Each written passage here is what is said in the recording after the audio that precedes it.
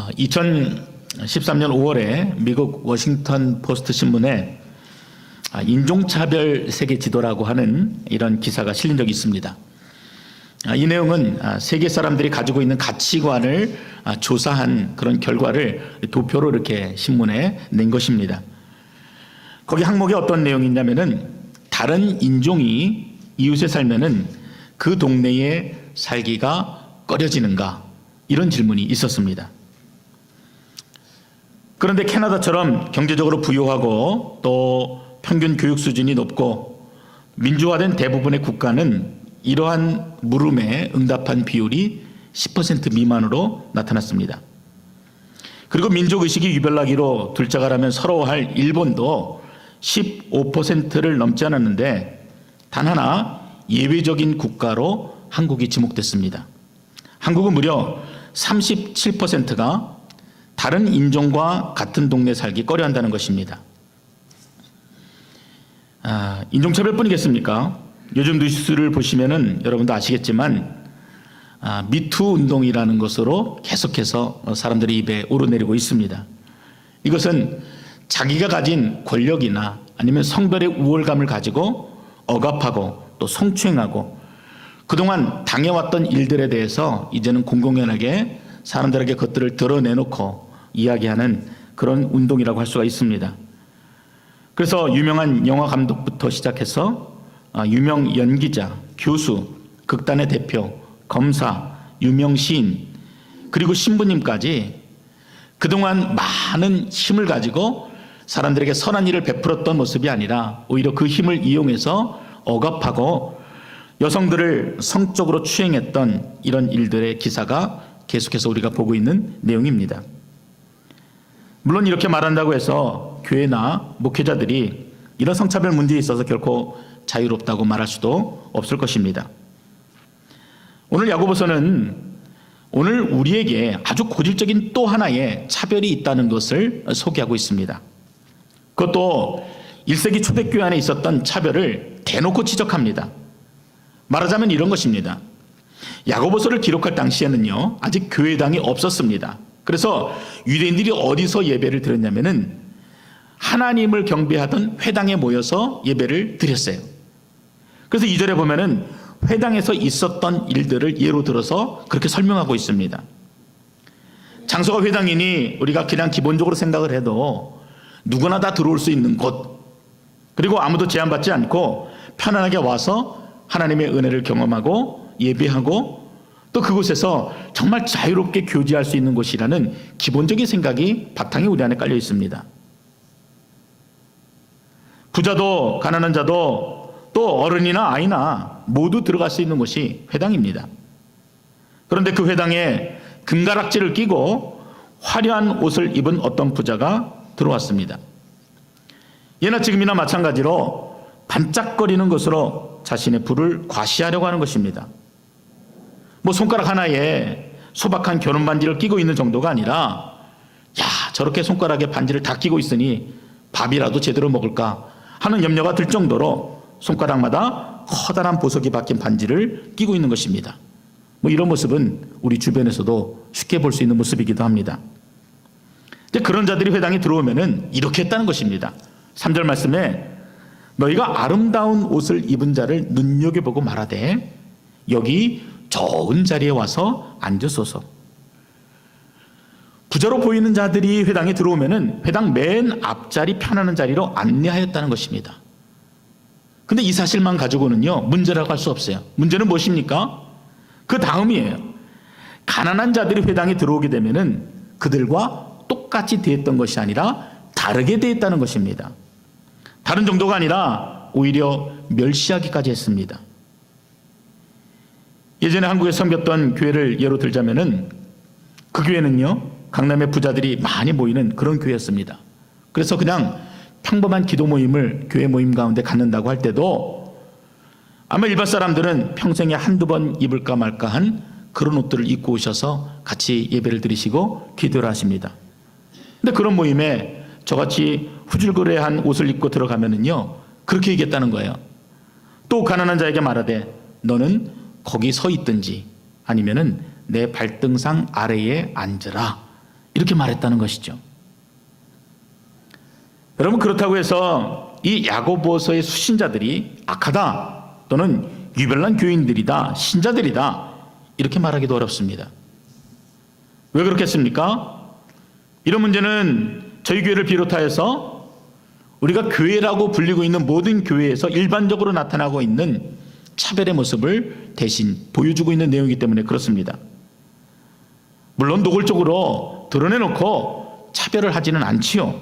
그러나 한 분 한 분 이야기를 좀 나눠보면은 그 마음 가운데는 조금 그들하고는 다르다는 생각이, 그래서 좀 거리를 두고 싶다는 생각을 가진 분들을 종종 만나게 됩니다. 은근히 차별하는 것입니다. 그리고 그 기준에는 분명히 자기 자신이 중심이 되어 있습니다. 내 마음속에는 나는 그래도 기본은 한다 생각하니까 내 마음에 미치지 못하는 사람들이 눈에 보이게 되면은 은근히 그 사람을 무시하고 왕따하는 것입니다. 목회를 하면서 듣게 되는 여러 가지 소리들이 있는데 그 중에서 가슴 아픈 소리들 중에 하나가 바로 그러한 이야기들을 들을 때입니다. 어떤 분들은 저에게 그런 얘기를 하십니다. 목사님, 저분은 꼭 놓치지 마셔야 합니다. 저분만 있으면 교회 재정에 문제가 없습니다. 그런 이야기를 들을 때마다 참 마음이 아파요. 그런데 사실은 더 아픈 이야기는요, 같은 맥락에서 다른 이야기를 하시는 분들입니다. 목사님, 저분은 교회에 좀 안 나왔으면 좋겠습니다.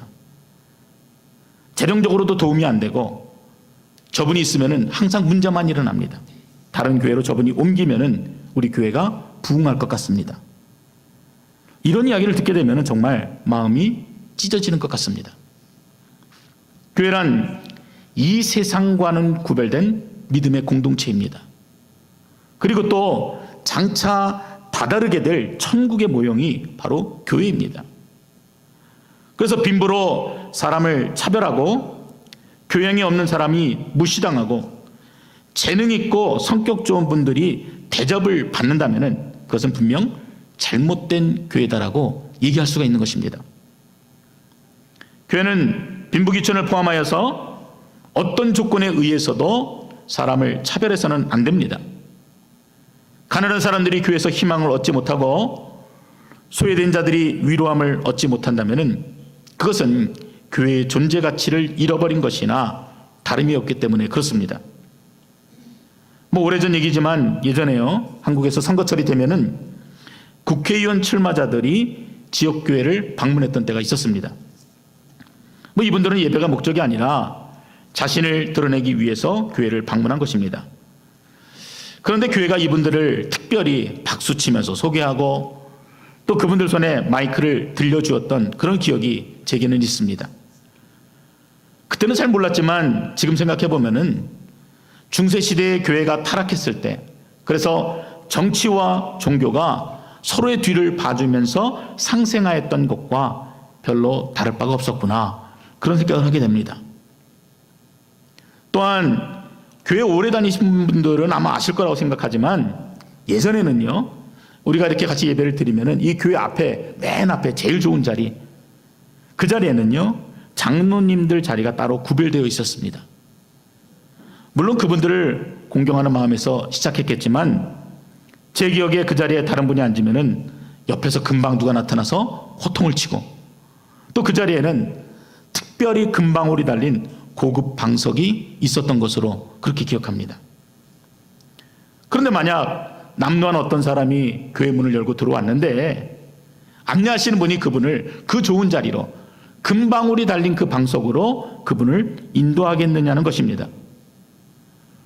아마도 국회의원 출마자는 그 자리에 앉아도 어린아이나 새신자는 감히 앉아보지 못할 것입니다.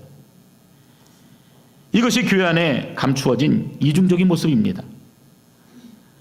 본문의 교회를 탓하면서 어떻게 교회가 그럴 수 있느냐 이렇게 얘기하면서도 자신의 허물은 보지 못하고 세상 사람들을 향해서 어떻게 사람이 그렇게 할 수 있느냐라고 이야기하면서도 버젓이 교회 안에서 차별을 하고 있는 우리의 이중적이고 고질적인 문제를 오늘 본문이 말하고 있는 것입니다.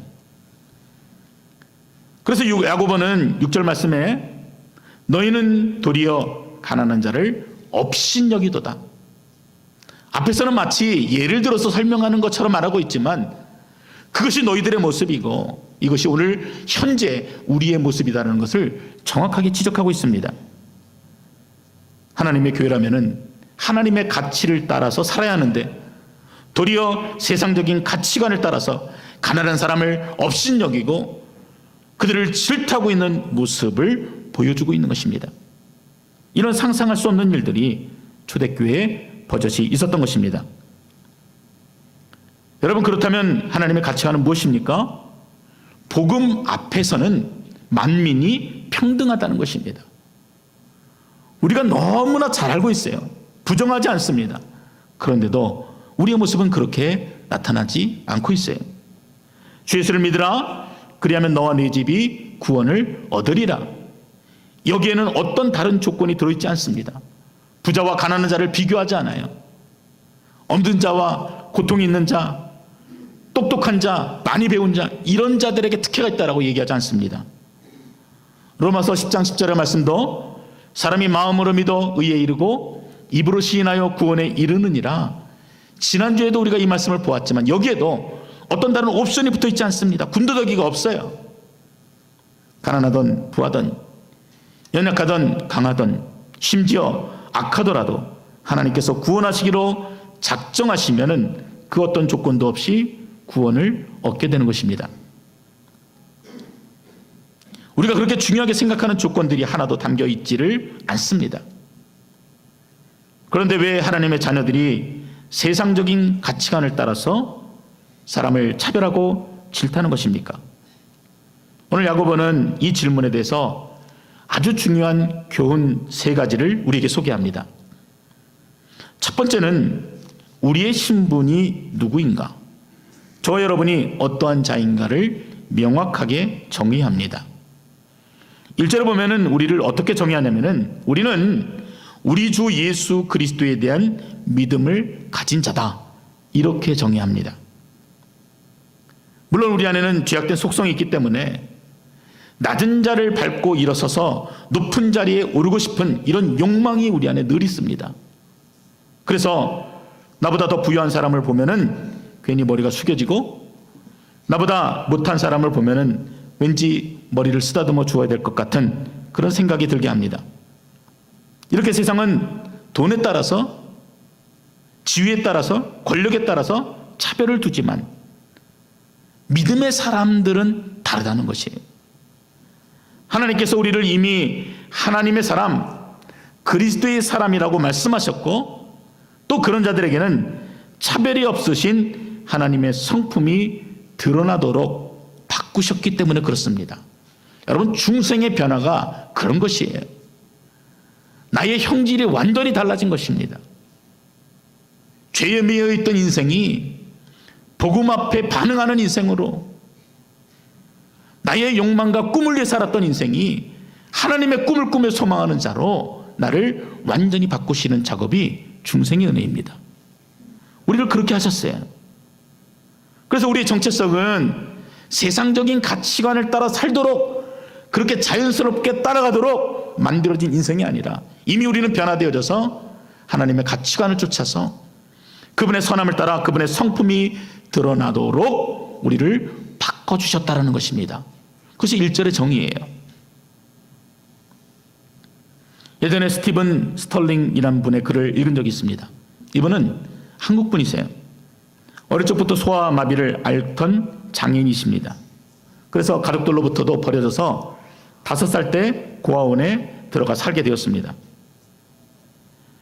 근데 한국 사회가 그런 것처럼 장애를 가지고 있는 것도 마음이 아픈데요. 사회적 편견은 얼마나 마음이 아픈지 모릅니다.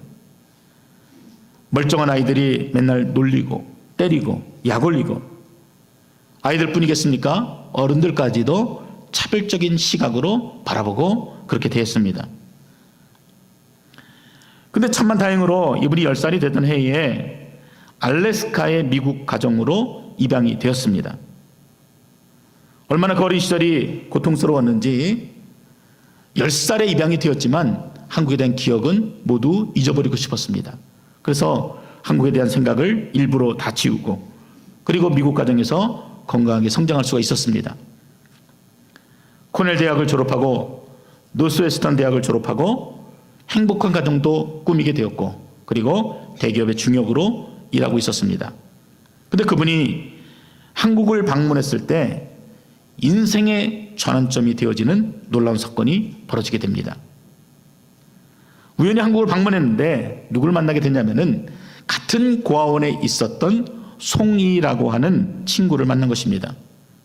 그 친구 또한 뇌성마비라 부모로부터 버려진 형제였습니다. 근데 이 친구가 어떤 친구였냐면은 자기가 친구들한테 놀림을 받고 매를 맞으면은 이 분노를 이 친구에게 쏟아 부었던, 그래서 나를 통해서 매를 맞았던 친구가 바로 이 송이라는 친구였던 것입니다. 만나자마자 물었습니다. 송이야, 나를 기억하니? 그렇게 물으니까 떠듬떠듬 말하면서 기억한다는 것입니다. 그래서 내 모습 어떤 것을 기억하니? 그랬더니 너가 나를 많이 때렸어, 이렇게 얘기하는 것입니다. 아직도 생생하게 기억하고 있는 자신의 추한 모습이 떠올랐습니다. 그래서 나를 용서해 줄 수 있겠니? 이렇게 말하자 그 친구가 이렇게 말했다고 합니다. 예수님께서 나를 용서해 줬기 때문에 난 이미 오래전에 널 용서했다, 이러면서 몸도 잘 가누지 못하는 그 친구가 감출 수 없는 환한 기쁨의 미소로 자신을 맞아주었다는 것입니다.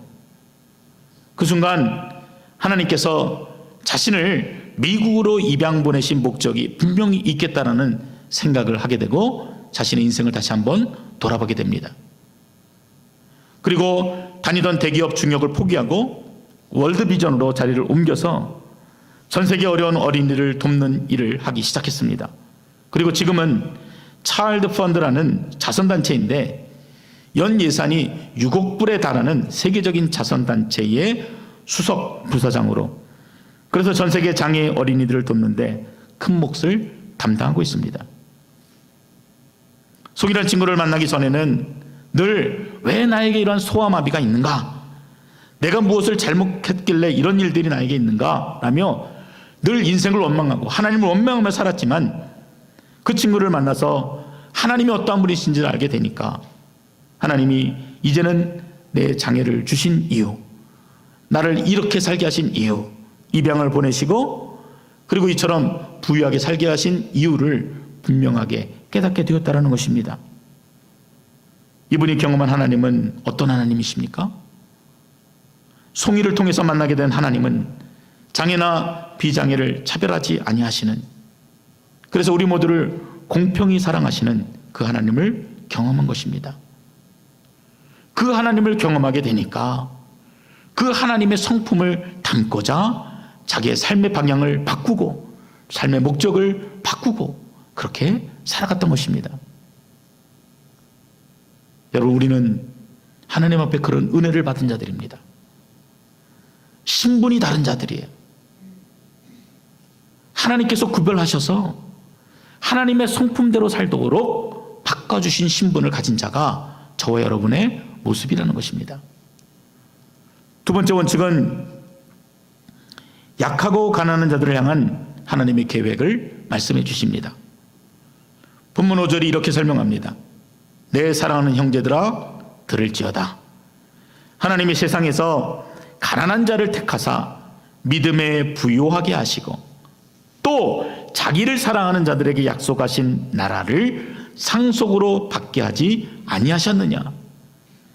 하나님께서 부자만 사랑하셨던 것이 아니라 가난한 자들을 향해서도 동일하게, 아니 그보다 더 놀라운 꿈과 비전을 가지고 계시다는 것을 말씀해 주신 것입니다.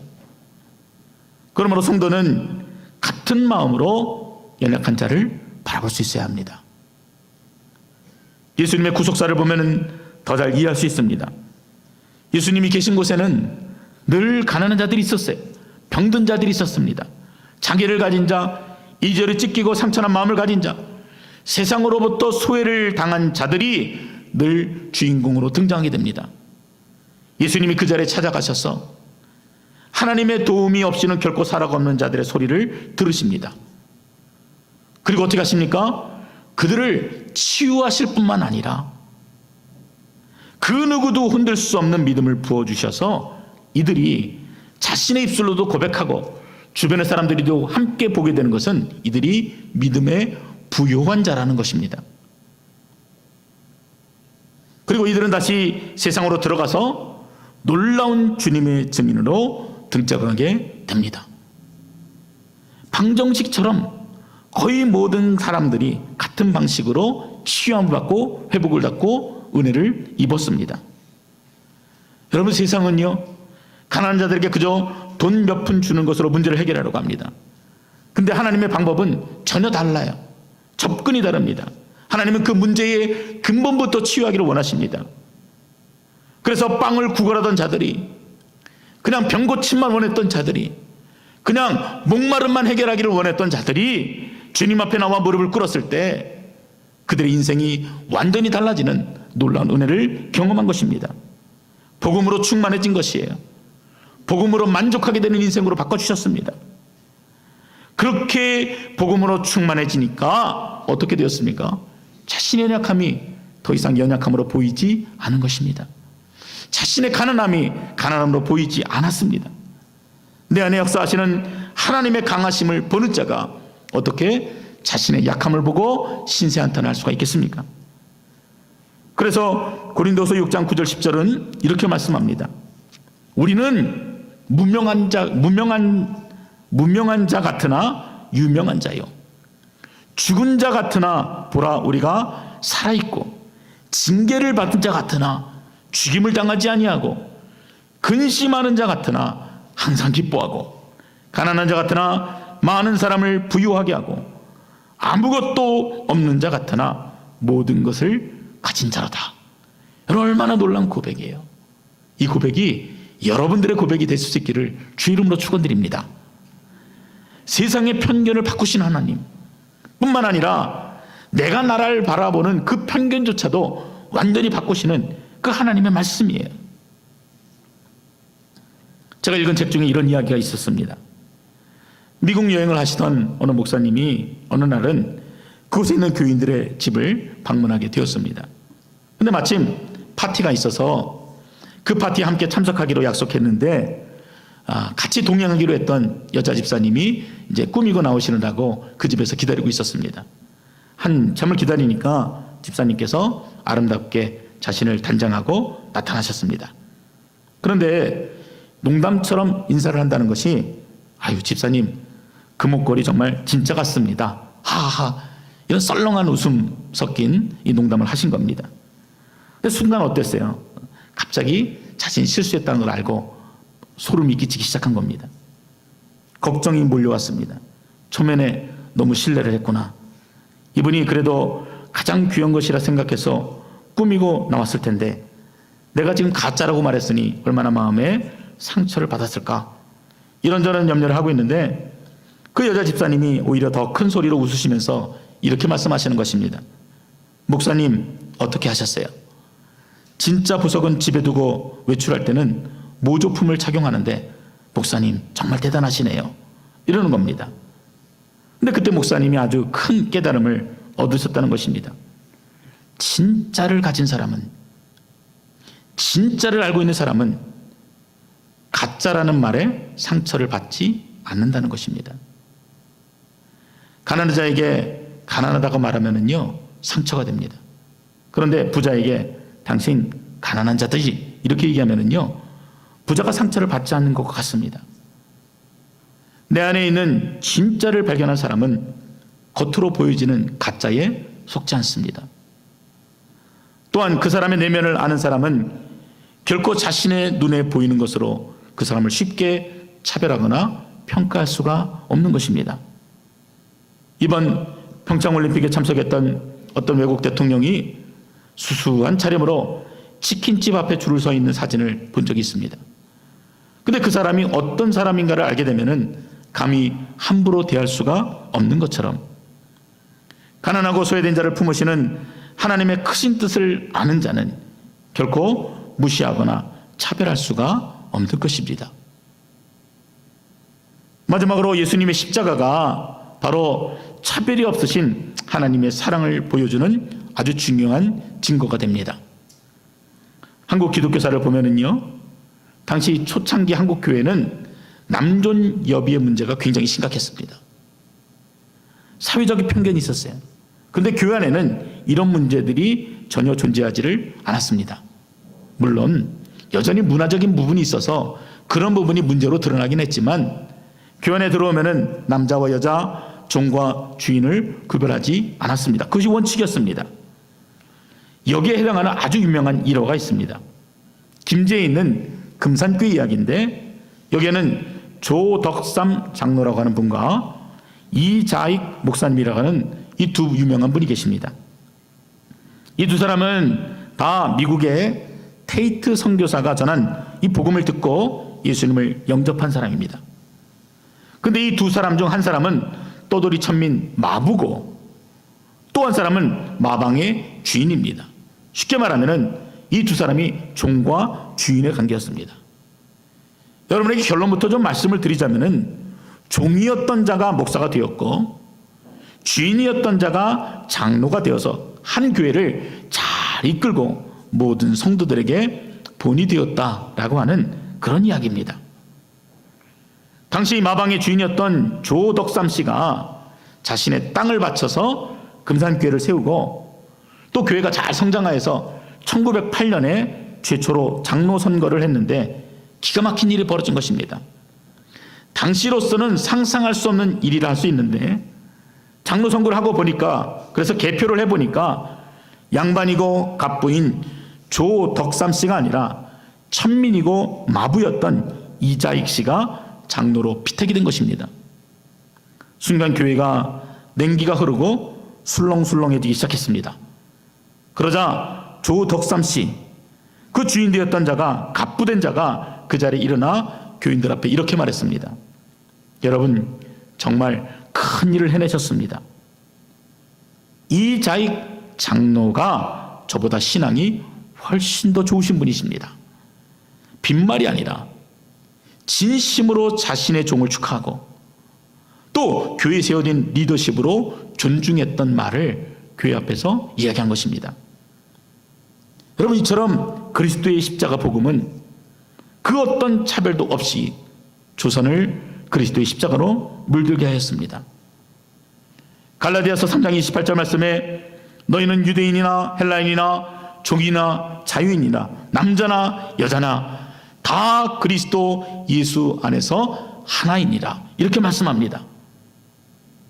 예수 안에서 그 어떤 차별이나 계층의 벽도 없이 허물어지고 하나가 되는 것입니다. 교회 안에 오면 다 하나가 되는 것이에요. 한 사람도 예외 없이 모두가 그리스도 안에서 존귀한 하나님의 백성이 되었기 때문입니다. 그래서 우리가 그냥 성숙한 공동체다라고 할 때는요, 뭐 복잡한 계산이 필요가 없습니다. 차별이 없는 것이 성숙한 공동체예요. 모두를 한 형제와 자매로 받아들이는 것이 성숙한 공동체입니다. 신분과 빈부나 성별의 차별을 두지 않습니다. 이제 막 들어온 신자도 전혀 벽을 느끼지 않는 공동체가 성숙한 공동체입니다. 누구의 색깔이 드러나는 것이 아니라 오직 예수의 색깔만이 드러나는 교회가 성숙한 공동체입니다. 그래서 교회는 거대한 용광로 같아야 된다, 이렇게 말씀합니다. 모두를 녹이고 끌어안아야 그 교회가 진짜 교회라는 것입니다. 그래서 야고보는 결론적으로 차별의 반대 단어인 긍휼이라는 단어를 13절에 기록하고 있습니다. 우리 한번 같이 한번 읽어볼까요? 13절 같이 읽습니다. 긍휼을 행하지 아니하는 자에게는 긍휼 없는 심판이 있으리라. 긍휼은 심판을 이기고 자랑하느니라. 여러분, 긍휼이 무엇입니까? 단어를 해석하기보다는 주님이 우리에게 어떻게 하셨는가를 우리가 좀 생각해 보면은 긍휼이 무엇인가를 우리는 분명히 알 수 있습니다. 도무지 사랑받을 만한 자격이 없는 죄인이 하나님의 그 무한하신 은혜로 용서함을 받고 자녀가 되어지고, 그리고 의롭다라고 칭해지는 이 놀라운 이 모든 일들이 다 긍휼입니다. 그뿐이겠습니까? 지금도 이처럼 이중적인 우리들을 끝까지 참으시고 인내하시며 기다리신 것도 그분의 긍휼하심 때문입니다. 그래서 복음에는 늘 긍휼이 함께 따라다닙니다. 그러므로 우리가 긍휼히 여김을 받았으므로 우리 역시 주변 사람들을 긍휼히 여기는 마음을 가지고 긍휼을 베푸는 자로 살아야 한다, 그렇게 말하고 있습니다. 긍휼의 마음으로 사람을 바라보는 것이에요. 그래서 좋은 교회란 사람이 많이 모이는 교회가 좋은 교회가 아니라 누가 와도 소외감, 거저감을 느끼지 않고 누가 오더라도 마치 오래된 사람인 것처럼 교회가 대해주고 섬겨주고 사랑해주고, 그래서 그 따뜻함을 느낄 수 있는 교회를 가리켜서 우리는 좋은 교회다, 이렇게 얘기하는 것입니다. 모든 사람들이 한 형제가 되는 교회, 누구도 차별받지 않고 모두가 환영받을 수 있는 교회, 그 교회가 바로 우리 베들교회가 앞으로 추구해야 될 교회의 본질인 것입니다. 사랑하는 성도 여러분, 우리는 하나님으로부터 자녀가 되어지는 귀한 은혜를 받았습니다. 예수 그리스도의 이름으로 한 형제 한 자매가 되어졌어요. 차별 없는 하나님의 사랑을 받았습니다. 전혀 편견 없는 사랑을 우리가 받았어요. 그 사랑을 받고 그 하나님의 긍휼하심을 입은 자답게 여러분, 우리 주변에 보이는 사람들에게, 그리고 세상에 나가서도 그 긍휼을 베풀고 하나님의 성품을 드러내는 하나님의 귀한 신자가 되시기를 주님의 이름으로 축원드립니다.